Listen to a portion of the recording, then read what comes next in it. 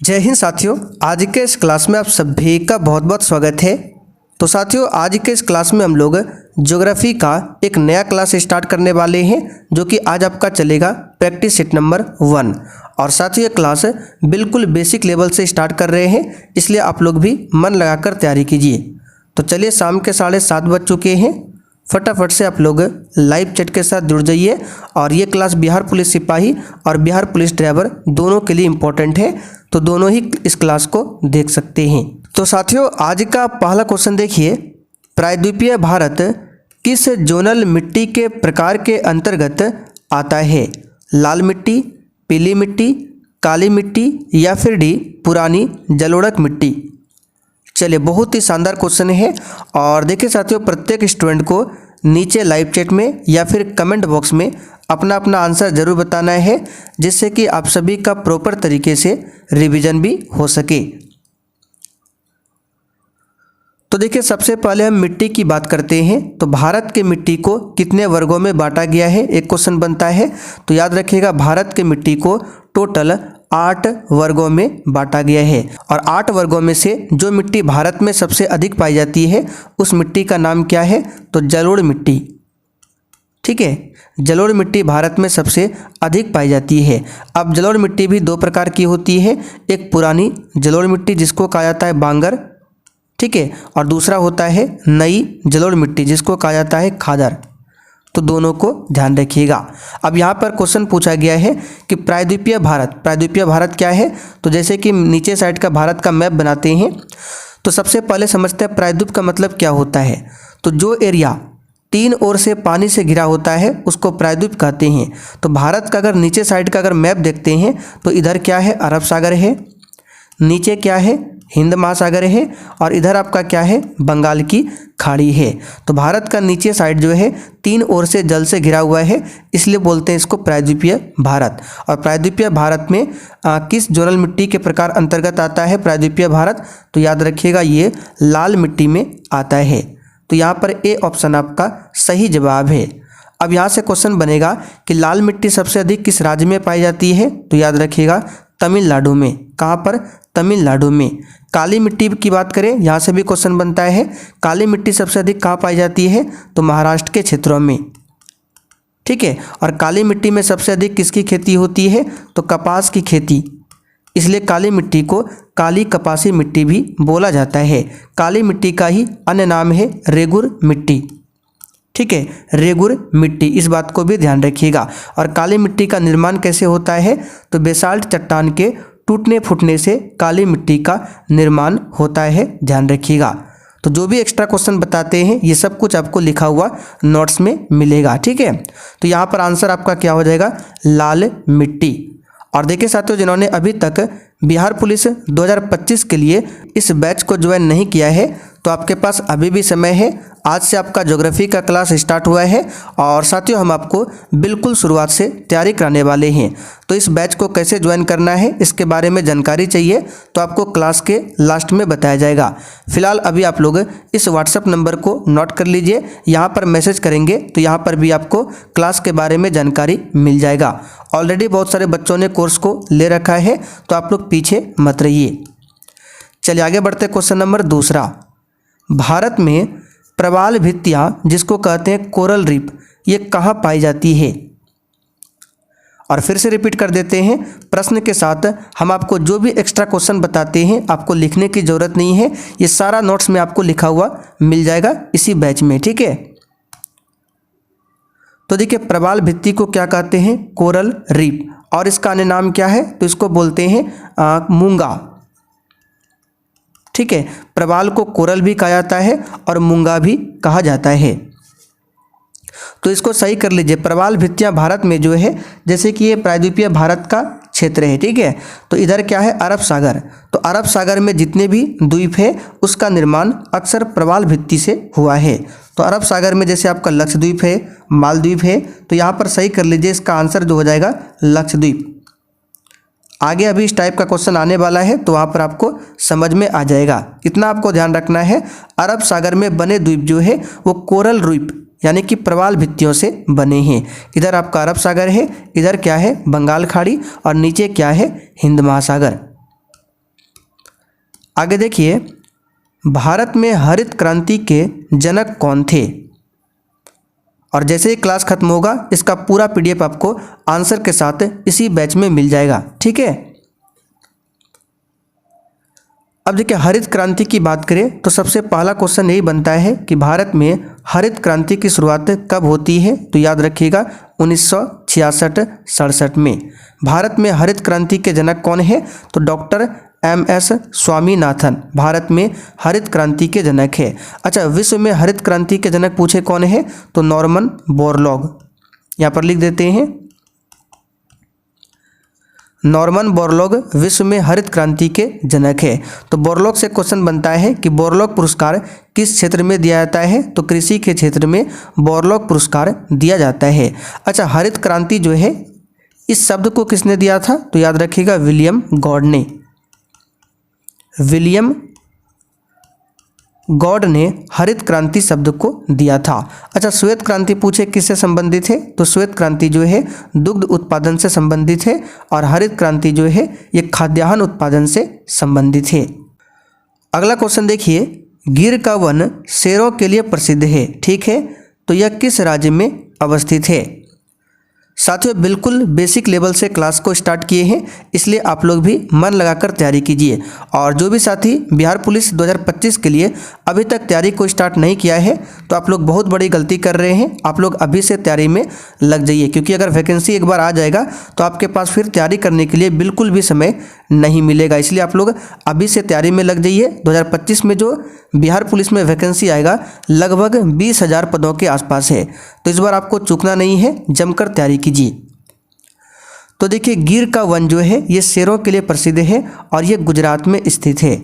तो यहाँ पर सी ऑप्शन आपका सही जवाब है। तो क्वेश्चन यहाँ से बनता है कि एशियाई शेर के लिए कौन सा वन प्रसिद्ध है? तो गिर का वन कहाँ पर है? गुजरात में।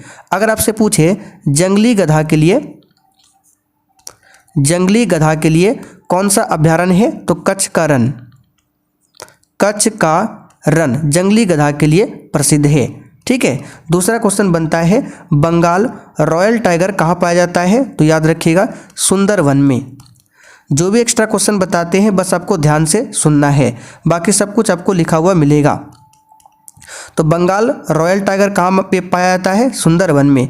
एक सींग वाला गेंडा पूछे कहाँ पाया जाता है? एक सींग वाला गेंडा ये क्वेश्चन पूछा हुआ है, तो याद रखिएगा काजीरंगा नेशनल पार्क में। काजीरंगा नेशनल पार्क में एक सींग वाला गेंडा पाया जाता है और ये नेशनल पार्क किस राज्य में है? असम में। असम में एक नेशनल पार्क और है जो कि बिहार पुलिस के एग्जाम में पूछा गया था, मानस नेशनल पार्क।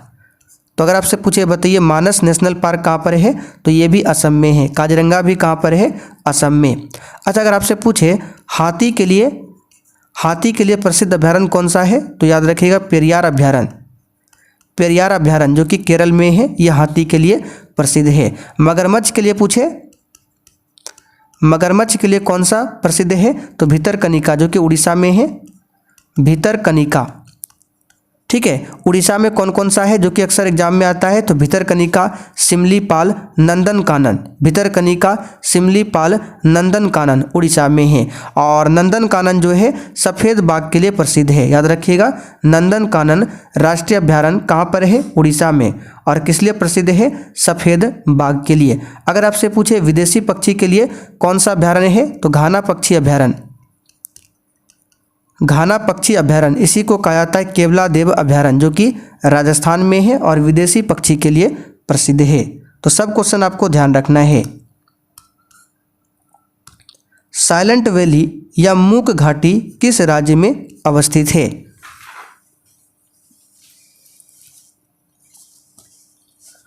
तो साथियों ये जो है केरल में अवस्थित है। कहाँ पर है?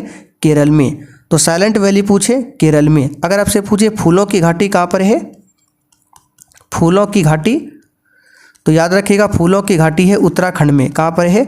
उत्तराखंड में है फूलों की घाटी। अच्छा, फूलों का त्यौहार कहाँ मनाया जाता है? तो तेलंगाना में फूलों का त्यौहार मनाया जाता है और उस त्यौहार का नाम क्या है? तो बथुकम्पा उत्सव।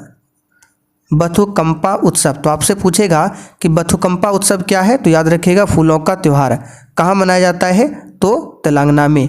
अच्छा, कांगड़ा घाटी पूछे कहाँ पर है? ये सब क्वेश्चन आता है। कांगड़ा घाटी, तो याद रखिएगा ये हिमाचल प्रदेश में है, हिमाचल प्रदेश में है कांगड़ा घाटी। स्वात घाटी पूछे कहाँ पर है, स्वात घाटी, तो ये पाकिस्तान में है स्वात घाटी, और ये पाकिस्तान का स्वर्ग कहा जाता है स्वात घाटी को। पंचशीर घाटी पूछे कहाँ पर है, पंचशीर घाटी, तो ये अफगानिस्तान में है। सब क्वेश्चन को ध्यान रखिएगा। आगे देखिए, गोवा किस नदी पर अवस्थित है। और साथियों 2010 से लेकर 2024 तक में बिहार पुलिस के एग्जाम में जो भी क्वेश्चन पूछा गया है इसका भी आपको क्वेश्चन बैंक मिल जाएगा वन लाइनर फॉर्म में। ये सब कहाँ मिलेगा, तो इसी बैच में। तो गोवा जो है कहाँ पर है, तो याद रखिएगा मांडवी नदी। चलिए गोवा कहाँ पर हो जाएगा, मांडवी नदी। यहाँ पर बी ऑप्शन आपका सही जवाब है। गोवा जो है मांडवी नदी के तट पर स्थित है। गोवा की बात करें, ये क्षेत्रफल में सबसे छोटा राज्य है और गोवा की राजधानी कहाँ पर है, पणजी। अच्छा, गोवा पुर्तगालियों से कब आज़ाद हुआ था, तो 1961 में। कब आज़ाद हुआ था, 1961 में। नर्मदा नदी की बात करें, यहाँ से क्वेश्चन बनता है कि ये कहाँ से निकलता है, तो याद रखिएगा मध्य प्रदेश में है एक अमरकंटक की पहाड़ी। तो अमरकंटक की पहाड़ी से नर्मदा नदी निकलती है, और किस साइड निकलती है, तो पश्चिम की ओर नर्मदा नदी निकलती है, जो कि अरब सागर में जाकर गिरती है। कहाँ से निकलती है, अमरकंटक की पहाड़ी से। इसी अमरकंटक की पहाड़ी से सोन नदी भी निकलती है ऊपर की ओर, यानी कि उत्तर की ओर, जो कि आगे चलकर बिहार की राजधानी पटना में गंगा में मिल जाती है। तो अमरकंटक की पहाड़ी से नर्मदा निकलती है, सोन नदी भी निकलती है, ध्यान रखिएगा। और एक नदी है महानदी। तो 3 नदी अक्सर आपको ध्यान रखना है, नर्मदा, महानदी, सोन। ये कहाँ से निकलती है, तो मध्य प्रदेश में अमरकंटक की पहाड़ी से। और ताप्ती नदी की बात करें और नर्मदा नदी, ये दोनों नदी जो है पश्चिम की ओर बहने वाली नदी है, और ये एस्वरी का निर्माण करती है। किसका, एस्वरी का। देखिए होता क्या है, ये भारत का जैसे कि मैप है, तो जितनी भी नदियाँ पश्चिम की ओर बहती है वो एस्वरी का निर्माण करती है, और जितनी भी नदियाँ पूरब की ओर बहती है वो डेल्टा का निर्माण करती है, ध्यान रखिएगा। इनमें से कौन सी नदी कच्छ के रण में समाहित होती है, तो एकमात्र नदी है लूनी नदी, जो कि कच्छ के रण में जाकर विलुप्त हो जाती है, ध्यान रखिएगा। अब यहाँ पे देखिए भारत का एक मैप बनाते हैं, जैसे भारत का नीचे साइड का मैप है। तो देखिए कौन कौन सी नदियाँ हैं जो कि पश्चिम की ओर बहती है और अपना जल अरब सागर में गिराती है। तो एक बार आपको बता देते हैं। तो देखिए सबसे पहले याद रखिएगा आपका हो जाएगा साबरमती नदी, ठीक है, साबरमती नदी, माही नदी है, ठीक है, साबरमती नदी, माही नदी, नर्मदा नदी, ताप्ती नदी, शरावती नदी, मांडवी नदी, ठीक है, पेन्नार नदी, ये सभी अरब सागर में जाकर गिरती है और ये एस्वरी का निर्माण करती है। अब पूरब की ओर बहने वाली नदियों में आपका हो जाएगा जैसे कि हुगली नदी, ठीक है, गंगा नदी, हुगली नदी, ब्रह्मपुत्रा नदी, गोदावरी नदी, कावेरी नदी, कृष्णा नदी, ये सभी पूरब की ओर बहने वाली नदियाँ हैं। तो ये आपको ध्यान रखना पड़ेगा, कौन सी नदियाँ पश्चिम की ओर बहती है, कौन सी नदियाँ पूरब की ओर बहती है। सबसे अधिक प्याज उत्पादन करने वाला राज्य कौन सा है। और साथियों इसके लिए अगर आपको ट्रिक चाहिए तो ये सब ट्रिक भी आपको इसी बैच में मिलेगा कि कौन सी नदी किसकी सहायक नदी है। तो सबसे अधिक प्याज उत्पादन करता है महाराष्ट्र, यहाँ पर सी ऑप्शन आपका सही है। सबसे अधिक जूट का उत्पादन कौन करता है, पश्चिम बंगाल। अच्छा, जूट उत्पादन में बिहार कौन से स्थान पर आता है, दूसरे स्थान पर। अब बिहार में सबसे अधिक जूट उत्पादन कौन सा जिला करता है, तो किशनगंज। ये क्वेश्चन इस बार एग्जाम में आया था कि बिहार का कौन सा जिला सबसे अधिक जूट का उत्पादन करता है, तो किशनगंज। उत्तर प्रदेश में सबसे अधिक गन्ना होता है। चलिए यहाँ पर कॉलम एक्स और वाई का मिलान करना है। एक तरफ नदी है, दूसरी तरफ पहाड़ी दिया हुआ है, यानी कि कृष्णा नदी कहाँ से निकलती है, गोदावरी कहाँ से, ब्रह्मपुत्रा कहाँ से, नर्मदा कहाँ से, ये मिलाना है। तो कृष्णा नदी की बात करें, ये कहाँ से निकलती है, तो महाबलेश्वर, महाबलेश्वर से निकलती है कृष्णा नदी। तो एक का आपका डी हो जाएगा। गोदावरी नदी कहाँ से निकलती है, नासिक से, ठीक है, नासिक से निकलती है, महाराष्ट्र के नासिक से गोदावरी नदी। तो 2 का आपका सी। ब्रह्मपुत्रा नदी कहाँ से निकलती है, तो इसके बारे में पहले भी हमने आपको बताया था, चीन तिब्बत में चेमा युंगडुंग ग्लेशियर या फिर सांगपो बोल सकते हैं, वहाँ से ब्रह्मपुत्र नदी निकलती है और ये भारत की सबसे चौड़ी नदी है ब्रह्मपुत्र। तो ये हो जाएगा सांगपो। बाकी नर्मदा अभी हमने आपको बताया था अमरकंटक की पहाड़ी से। तो यहाँ पर कौन सा आंसर हो जाएगा? एक का देखिए कौन सा, तो एक का डी कृष्णा महाबलेश्वर, एक का डी। देखते हैं किस ऑप्शन में एक का डी। चलिए यहाँ पे ए का देखिए 4 दिया हुआ है, उल्टा दिया हुआ है, ए का 4, बी का 3। एक सेकंड देख लेते हैं, बी का 3 गोदावरी नासिक, बिल्कुल सही है, बी का 3 ब्रह्मपुत्रा बी यानी बी का 3 दिया हुआ है, और सी का 2, सी का 2, डी का 1, ये बिल्कुल आपका सही है। 2011 की जनगणना में बिहार की अनुमानित आबादी कितनी है? और साथियों बहुत ही जल्द आपका हिस्ट्री का भी क्लास स्टार्ट हो जाएगा, बिल्कुल इसी प्रकार से फुल डिस्कशन के साथ में। और कोई भी डाउट हो तो इसी नंबर पर मैसेज कीजिए। तो 2011 की जनगणना में बिहार की अनुमानित आबादी लगभग 10 करोड़, सी ऑप्शन यहाँ पर सही है। पाकिस्तान से लगी सीमाओं वाले भारतीय राज्य कौन कौन से हैं? तो सबसे पहले हम लोग जान लेते हैं भारत के साथ पाकिस्तान की जो सीमा लगती है वो 3300 कितना किलोमीटर है? तो 3322 या फिर 23 किलोमीटर लगभग है। ठीक है, तो पाकिस्तान से जो लगता है तो चेक करते सभी ऑप्शन को। तो सबसे पहले ऑप्शन ए की बात करें तो गुजरात दिया हुआ है। ठीक है, गुजरात हिमाचल प्रदेश है, हिमाचल प्रदेश होगा ही नहीं, हिमाचल प्रदेश की सीमा पाकिस्तान से नहीं लगता है, तो ये ऑप्शन छट गया। जम्मू कश्मीर, हरियाणा, राजस्थान, पंजाब, इसमें गुजरात, जम्मू कश्मीर, पंजाब, राजस्थान। तो यहाँ पर जो इसका आंसर हो जाएगा बी वाला हो जाएगा, गुजरात लगता है, जम्मू कश्मीर भी लगता है, पंजाब भी लगता है, राजस्थान भी लगता है, और इसमें भी यहाँ पर हरियाणा दिया हुआ है। ठीक है, जम्मू कश्मीर, हिमाचल प्रदेश, यहाँ पे भी हिमाचल प्रदेश है, तो केवल यहाँ पर बी ऑप्शन आपका सही है।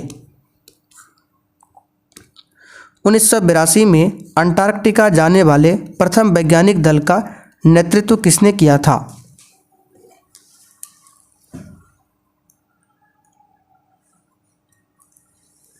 तो यहाँ पर इसका आंसर हो जाएगा सी ऑप्शन, डॉक्टर एस.जेड. कासिम ने। और अंटार्कटिका में ही दक्षिणी गंगोत्री भी है जो कि अनुसंधान संस्थान है, आगे हम आपको बताएंगे। इंदिरा पॉइंट का अन्य नाम क्या है? अच्छा, इंदिरा पॉइंट है क्या? ये भारत के सबसे दक्षिणतम बिंदु है। जैसे कि भारत का नीचे साइड का मैप है, तो मुख्य भूमि का दक्षिणतम बिंदु पूछे तो यहाँ पर कन्याकुमारी है, लेकिन भारत की सबसे दक्षिणतम बिंदु पूछे तो यहाँ पर अरब सागर यहाँ पर है बंगाल खाड़ी में क्या है? अंडमान निकोबार। तो अंडमान निकोबार में है इंदिरा पॉइंट जो कि भारत की सबसे दक्षिणतम बिंदु है, और ये कहाँ पर है? ग्रेट निकोबार में स्थित है। किस निकोबार में? ग्रेट निकोबार में स्थित है। और इसका अन्य नाम क्या है? पार्सन पॉइंट, पिग्मेलियन पॉइंट, यानी कि दोनों यहाँ पर आपका सही जवाब है। लक्षद्वीप समूह के द्वीपों की उत्पत्ति निम्नलिखित में से किस प्रकार हुई है? तो याद कीजिए, अभी हमने थोड़ी देर पहले आपको ये क्वेश्चन बताया था। इधर आपका अरब सागर है, इधर बंगाल की खाड़ी है, यहाँ पर क्या है? लक्षद्वीप है, और यहाँ पर आपका क्या है? अंडमान निकोबार है। तो हमने आपको बताया था अरब सागर में जितने भी द्वीप है वो अक्सर प्रायद्वीपीय अक्सर जो है प्रवाल भित्ति से बने हैं। तो लक्षद्वीप कहाँ पर है? अरब सागर में है। तो ये किससे बना है? प्रवाल भित्ति से, यानी कि मूंगा, इसी को बोलते हैं कोरल। तो आंसर हो जाएगा बी ऑप्शन। अच्छा, लक्षद्वीप की राजधानी कहाँ पर है? कवरत्ती। कवरत्ती लक्षद्वीप की राजधानी है। लक्षद्वीप जो है टोटल 36 द्वीपों से मिलकर बना है। अंडमान निकोबार की राजधानी कहाँ पर है? Port Blair. हालांकि पोर्ट ब्लेयर का अब नया नाम कर दिया गया है श्री विजयपुरम। किस भारतीय राज्य की सीमा सर्वाधिक राज्यों की सीमा को स्पर्श करती है? तो एकमात्र राज्य है उत्तर प्रदेश जो कि जनसंख्या में सबसे ऊपर है। उत्तर प्रदेश राज्य की सीमा जो है ये टोटल कितने राज्यों से सीमा साझा करती है? तो याद रखिएगा 8, टोटल 8 राज्यों से सीमा साझा करती है, और साथ में दिल्ली से भी, एक केंद्र शासित प्रदेश से भी सीमा साझा करता है। दक्षिणी गंगोत्री क्या है? तो अभी हमने आपको बताया था अंटार्कटिका में स्थापित भारतीय वैज्ञानिक अनुसंधान केंद्र है दक्षिण गंगोत्री। तो यहाँ पर सी ऑप्शन सही है। भारत एवं चीन के बीच सीमा निर्धारित करने वाली मैकमोहन रेखा निम्नलिखित में से किस प्रदेश के उत्तरी सीमा पर खींची गई है? तो भारत चाइना के बीच कौन सी सीमा रेखा है? मैकमोहन, जो कि 1914 में खींचा गया था। कहाँ पर? अरुणाचल प्रदेश। सर्वप्रथम इंडिया शब्द का प्रयोग भारत के लिए किस भाषा में किया गया?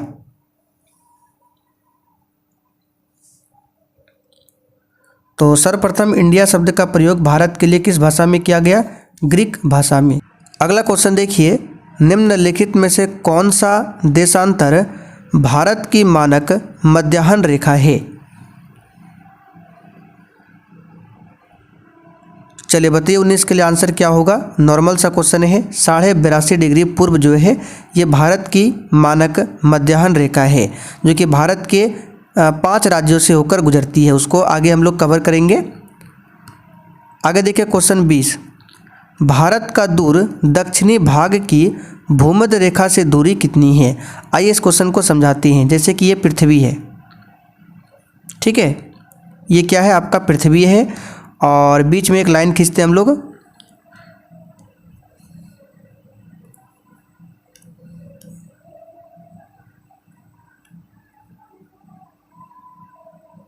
चलिए, तो बीच में हमने एक लाइन खींच दिया, इसको कहते हैं 0 डिग्री अक्षांश रेखा, या फिर इसी को बोलते हैं भूमध्य रेखा।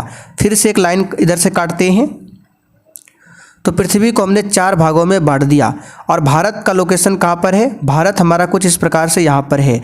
तो भारत का जो बोला है दूर दक्षिणी भाग है, जो कि अंडमान निकोबार में है, इंदिरा पॉइंट यहाँ पर है। तो यहाँ से यहाँ तक की दूरी पूछा जा रहा है, भूमध्य रेखा से यहाँ तक की दूरी, तो ये है 876 किलोमीटर। तो यहाँ पर सी ऑप्शन आपका सही जवाब है। आगे देखिए, भारत की स्थलीय सीमा की लंबाई कितनी है? अब आइए इस क्वेश्चन को भी अच्छा से आपको समझाते हैं। जैसे कि यहाँ पर भारत का हम नीचे साइड का मैप एक बार बना लेते हैं, ठीक है। ये मान लीजिए भारत का नीचे साइड का मैप है। तो स्थलीय सीमा क्या हो गया? जो सीमा जल से सटा हुआ नहीं है। तो भारत का अगर ऊपर का मैप देखते हैं तो ऊपर कहीं भी समुद्र नहीं है, यानी कि ऊपर जो है स्थलीय सीमा है। तो ऊपर की टोटल लंबाई की बात करें, ये कितनी है? तो ऊपर की टोटल लंबाई है 15,200 किलोमीटर। कितना है? 15,200 किलोमीटर। अच्छा, ये वाला पूछे लंबाई कितनी है तटीय भाग की? तो ये आपका तटीय भाग हो गया, भारत के मुख्य भूमि की तटीय भाग ये हो गया। इसकी लंबाई है टोटल 6100 किलोमीटर। कितना है? 6100 किलोमीटर। और इसी में अगर हम इसको मिला दें, अंडमान निकोबार द्वीप समूह और लक्षद्वीप को मिला दें, तो 6100 और ये दोनों मिलाकर हो जाता है 7516 किलोमीटर। तो अगर आपसे पूछे मुख्य भूमि का तटीय भाग की लंबाई कितनी है? 6100 किलोमीटर। केवल पूछे भारत की तटीय भाग की लंबाई कितनी है? तो 7516, क्योंकि यहाँ पर मुख्य भूमि नहीं बोला जा रहा है। तो अंडमान निकोबार और लक्षद्वीप सभी को ऐड करेंगे तो 6100 में, और ये जो आपका एक्स्ट्रा है इसको ऐड करेंगे तो 7516 आएगा। और ऊपर वाला कितना आएगा? 15,200। तो भारत के स्थलीय सीमा की लंबाई पूछा गया है सिर्फ ऊपर वाला, तो आंसर क्या हो जाएगा? 15,200 किलोमीटर। मुख्य भूमि का तटीय भाग की लंबाई पूछे 6100 किलोमीटर, केवल पूछे भारत के तटीय भाग की लंबाई तो 7516। भारत की उत्तर से दक्षिण तक की लंबाई कितनी है? चलिए बताइए इसका आंसर क्या होगा? तो नीचे से लेकर ऊपर तक पूरा लंबाई पूछा जा रहा है, तो यह है 3214। और पूरब से लेकर पश्चिम तक की लंबाई पूछे यानी चौड़ाई, तो यह है 2933 किलोमीटर। और संपूर्ण भारत का क्षेत्रफल कितना है? याद रखिएगा 32,87,263 वर्ग किलोमीटर। ये संपूर्ण भारत का क्षेत्रफल है, जो कि विश्व के क्षेत्रफल का 2.4% है। और क्षेत्रफल की दृष्टि से भारत का विश्व में कौन सा स्थान है? 7वां स्थान है। भारत की तटरेखा की लंबाई कितनी है? तो बताइए यहाँ पर आंसर क्या होगा? तो यहाँ पर क्या बोला गया? भारत की तटरेखा की लंबाई, तो यहाँ पर इसका आंसर होना चाहिए 7516, ठीक है। लेकिन ऑप्शन के अकॉर्डिंग हमको चलना है। अगर ऑप्शन में 7516 है, यहाँ पे पूछा जा रहा है तटीय भाग की लंबाई, यानी कि ये और अंडमान निकोबार और लक्षद्वीप सब मिलाकर कितना है? 7516। लेकिन ऑप्शन में 7516 नहीं है, तो यहाँ पर हम क्या करेंगे? केवल इस वाले का लंबाई बताएंगे, जो कि 6100 किलोमीटर है, लेकिन ऑप्शन में अगर 7516 मिले तो आपको आंसर यही लगाना होगा। निम्नलिखित में से किस राज्य की भूमि भारत के पूर्वी और पश्चिमी तटों पर है?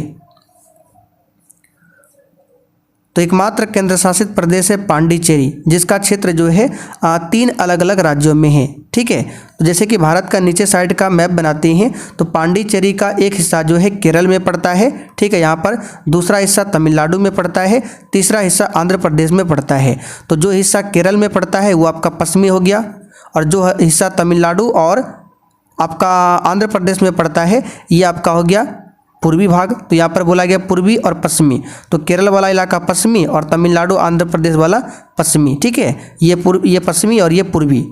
तो पांडिचेरी इसका आंसर हो जाएगा। इसका एक भाग केरल में है, एक भाग तमिलनाडु में, एक भाग आंध्र प्रदेश में। झीलों के अध्ययन को क्या कहते हैं? तो साथियों, झीलों के अध्ययन को कहते हैं लिम्नोलॉजी। यहाँ पर सी ऑप्शन आपका सही जवाब है। तो चले साथियों, आज के लिए इतना ही रहने देते हैं। आप जिनको बिहार पुलिस 2025 के बैच के बारे में जानना है अभी आप लोग वीडियो में बने रहिए, और जिनको पता है अब आप लोग छोड़कर जा सकते हैं। तो यहाँ पर देखिए, ये है आपका बिहार पुलिस का बैच। आइए सबसे पहले जानते हैं इसको आप लोग ज्वाइन कैसे करेंगे। तो सबसे पहले आपको प्ले स्टोर पर चले जाना है और ये वाला एप्लीकेशन सर्च करके अपने मोबाइल में इंस्टॉल करना है। तो जैसे आप लोग एप्लीकेशन को ओपन करेंगे इस प्रकार से इंटरफेस शो होगा। आपको ऑल कोर्स पर क्लिक करना है। जैसे ही क्लिक करेंगे तो ऊपर ही आपको मिल जाएगा बिहार पुलिस का बैच। तो यहाँ पर बाय नाउ करके आप लोग परचेज कर सकते हैं। अगर किसी भी प्रकार की समस्या हो तो इसी व्हाट्सएप नंबर पर मैसेज कीजिए। बाकी बैच में आपको डेली क्लास मिल जाएगा, डेली सब्जेक्ट वाइज क्लास मिल जाएगा, सभी क्लास का PDF मिल जाएगा आंसर के साथ में। इंपॉर्टेंट सब्जेक्ट वाइज छोटा छोटा नोट्स मिल जाएगा जहाँ से आपके एग्जाम में क्वेश्चन डायरेक्ट पूछे जाते हैं। बूस्टर नोट्स में आपको क्या मिलेगा, तो जो भी क्लास में हम एक्स्ट्रा क्वेश्चन बताते हैं वो सब इसी में मिलेगा। पिछले 12-13 साल का क्वेश्चन बैंक मिल जाएगा। साथ में इसमें एक और चीज़ ऐड किया गया है, स्पेशल बिहार GK का भी नोट्स आपको मिल जाएगा। तो आप लोग ज़्यादा देर मत कीजिए, ऑलरेडी बहुत सारे बच्चों ने कोर्स को ले रखा है। मात्र 139 में आप लोग इस बैच को ले सकते हैं।